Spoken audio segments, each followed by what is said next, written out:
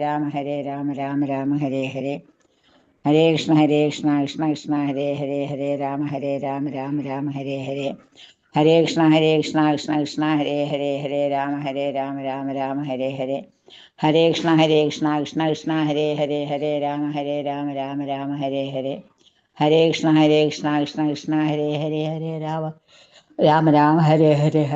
ഹരേ കൃഷ്ണ കൃഷ്ണ കൃഷ്ണ ഹരേ രാമ രാമ ഹരേ ഹരേ കൃഷ്ണ ഹരേ കൃഷ്ണ. ഹരേ കൃഷ്ണ മാതാജി. എല്ലാവർക്കും പ്രണാമം.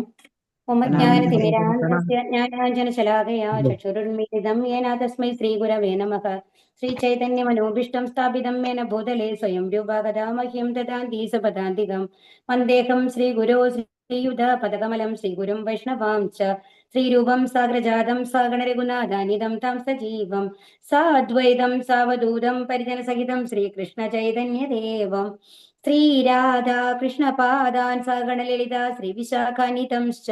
ഹേ കൃഷ്ണ കരുണാ സിന്ധോ ദീനബന്ധോ ജഗത്പദേ ഗോപേശ ഗോപികാന്ത രാധാകാന്ത നമോസ്തുതേ.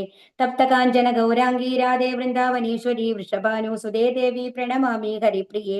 വാഞ്ചാകൽപതരൂഭ്യശ്ച കൃപാ സിന്ധുഭ്യേവ ച പതിതാനാം പാവനേഭ്യോ വൈഷ്ണവേഭ്യോ നമോ നമഃ. നമോ ഓം വിഷ്ണുപാദായ കൃഷ്ണപ്രേഷ്ഠായ ഭൂതലേ ശ്രീമതേ ഭക്തി വേദാന്ത സ്വാമിൻ ഇതി നാമിനെ. നമസ്തേ സാരസ്വതേ ദേവേ ഗൗരവാണി പ്രചാരിണി നിർവിശേഷ ശൂന്യവാദി പാശ്ചാത്യദേശതാരിണി. നാരായണം നമസ്കൃഭ്യാം നരം ചൈവ നരോത്തമം ദേവീം സരസ്വതിം വ്യാസം തതോ ജയമുദീരയത്. നഷ്ടപ്രായേഷു ഭദ്രേഷു നിത്യം ഭാഗവത സേവയാ ഭഗവതീർ ഉത്തമ ശ്ലോകേ ഭക്തിർഭവതി നൈഷ്ഠികീ. നമോ ഓം വിഷ്ണുപാദായ കൃഷ്ണപ്രേഷ്ഠായ ഭൂതലേ ശ്രീമതേ ജയപതാക സ്വാമിൻ ഇതി നാമിനി. നമ ആചാര്യപാദായ നിതായ കൃപപ്രദായിനി ഗൗരകഥാദാമദായ നഗരഗ്രാമതാരിണി. ജയോ ശ്രീകൃഷ്ണ ചൈതന്യ പ്രഭോ നിത്യാനന്ദ ശ്രീ അദ്വൈത ഗദാധര ശ്രീവാസാദി ഗൗരഭക്തവൃന്ദ. ഹരേ കൃഷ്ണ കൃഷ്ണ കൃഷ്ണ ഹരേ ഹരേ ഹരേ രാമ രാമ രാമ ഹരേ ഹരേ. ഹരേ കൃഷ്ണ.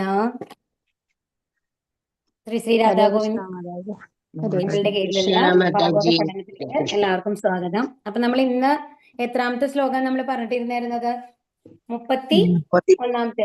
ഇപ്പോ ഭീഷ്മരുടെ അതിലെ ആദ്യത്തെ ശ്ലോകമാണ് അല്ലെ, ഇതിമതി രൂപകൽപിത വിതൃഷ്ണ എന്ന് പറഞ്ഞിട്ടുള്ള ശ്ലോകമാണ് നമ്മൾ നോക്കിക്കൊണ്ടിരിക്കുന്നത്. അപ്പൊ ഇതിൽ എന്താ പറയുന്നത്? ആ ഭഗവാനാണ് എല്ലാത്തിനെയും നിയന്ത്രിക്കുന്നത്, എല്ലാം ഭഗവാനിൽ നിന്നാണ് വരുന്നത്. അപ്പൊ ആ ഭഗവാനിലേക്ക് തിരിച്ചു പോവാന്നുള്ളതാണ് നമ്മുടെ ലക്ഷ്യം വേണ്ടത് അല്ലെ. അപ്പോ ഇതിലെന്താ പറഞ്ഞത്? ഭൗതിക ഉദ്ദേശങ്ങൾക്കായി നൽകപ്പെടുന്നതല്ല എന്ത് നിർദ്ദേശങ്ങൾ. ഭഗവാൻ ഒരിക്കലും ഭക്തന്മാർക്ക് മാത്രമാണ് നിർദ്ദേശങ്ങൾ നൽകുള്ളൂ, അഭക്തന്മാർക്ക് നൽകില്ല എന്നുള്ളതാണ് ഇവിടെ പറഞ്ഞത്. എന്താ കാരണം എന്നുണ്ടെങ്കിൽ ഇപ്പോ നമ്മള് പറയുകയാണെങ്കിൽ ഇപ്പോ ഒരു വീട്ടിൽ തന്നെ ഒരു കുട്ടിയെന്ന് വിചാരിക്കൂ, 2 മക്കളുണ്ട് എന്ന് വിചാരിക്കൂ. ഒരാൾ വന്നു കഴിഞ്ഞിട്ട് എല്ലാ ചീത്ത സ്വഭാവങ്ങളും ഉണ്ട്, എന്താ പറയാ, സിഗരറ്റ് വലിക്കുക, അങ്ങനത്തെ കുടിക്കുക, അങ്ങനത്തെ സ്വഭാവങ്ങളൊക്കെ ഉള്ള ഒരു കുട്ടിയാണെന്ന് വിചാരിക്കൂ.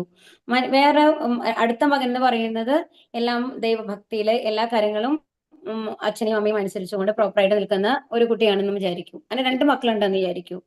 അപ്പൊ എന്താ ചെയ്യാ?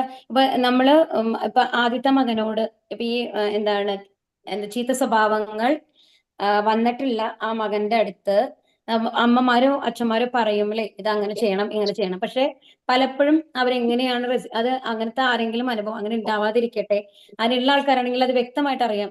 അവരോട് എന്ത് പറയുമ്പോഴും അവരത് പൂർണ്ണമായിട്ട് കേൾക്കാനായിട്ട് റെഡി ആയിരിക്കില്ല. അവർ പറയുന്നത് ശരി എന്നുള്ളതാണ്. അപ്പൊ ഇപ്പോ അവര് വന്നു കഴിഞ്ഞിട്ട് പറയാണ് എനിക്ക് പൈസ വേണം എന്ന് പറയാണ്. നിൽക്കൂ, വീട്ടിൽ വന്നിട്ട് അച്ഛന്റെ അമ്മയുടെ 2 മക്കളും വന്നു കഴിഞ്ഞിട്ട് എനിക്ക് 100 രൂപ വേണം എന്ന് പറഞ്ഞു കഴിഞ്ഞാല് ഈ ആദ്യത്തെ മകന് 100 രൂപ കൊടുക്കാനായിട്ട് അച്ഛനും റെഡിയാവോ, തയ്യാറാവോ? നിങ്ങൾ തന്നെ പറയൂ. ഹരേ കൃഷ്ണ. ഇല്ല. കാരണം എന്താ? അത് കൊണ്ടുപോയി കഴിഞ്ഞാൽ എന്തെങ്കിലും ഇങ്ങനത്തെ പരിപാടിക്കാണ് ഉപയോഗിക്കാന്ന് അറിയാം അല്ലേ. പക്ഷെ രണ്ടാമത്തെ മകനാണെന്നുണ്ടെങ്കിലോ അവൻ എന്തെങ്കിലും പ്രോപ്പർ ആയിട്ടുള്ള കാര്യങ്ങൾക്കാണ് ചോദിക്കുന്നത് എന്നുള്ളത് നമ്മൾ അറിഞ്ഞുകൊണ്ട് ആ പൈസ കൊടുക്കാനായിട്ട് നമ്മൾ തയ്യാറായിരിക്കും. അപ്പൊ അത് എന്ന് വിചാരിച്ചിട്ട് ഈ രണ്ടാമത്തെ മകനോടാണ് ഭഗവാനെ അല്ല നമ്മൾക്ക് കൂടുതൽ ഇഷ്ടം, അച്ഛനമ്മ കൂടുതൽ ഇഷ്ടം എന്ന് നമ്മൾക്ക് പറയാനായിട്ട് സാധിക്കോ? ഹരേ കൃഷ്ണ. എന്തുകൊണ്ടാണ് നമ്മൾ പ്രൊട്ടക്ട് ചെയ്യുക ചെയ്യണേ അല്ലേ? ആദ്യത്തെ മകനെ പൈസ കൊടുത്തിട്ടില്ലെങ്കിൽ ഇതിനൊന്നും വേണ്ടി ഉപയോഗിക്കില്ല. അപ്പൊ ആ ചീത്ത സ്വഭാവത്തിൽ നിന്ന് മാറും എന്നുള്ള ഒരു പ്രതീക്ഷയാണ് നമ്മൾ വെച്ച് കഴിഞ്ഞിട്ട് സ്ട്രിക്റ്റ് ആയിരിക്കും. ഈ രണ്ടാമത്തെ മകനേക്കാളും ആദ്യത്തെ മകന്റെ മേലെ നമ്മൾ കുറച്ചും കൂടി സ്ട്രിക്റ്റ്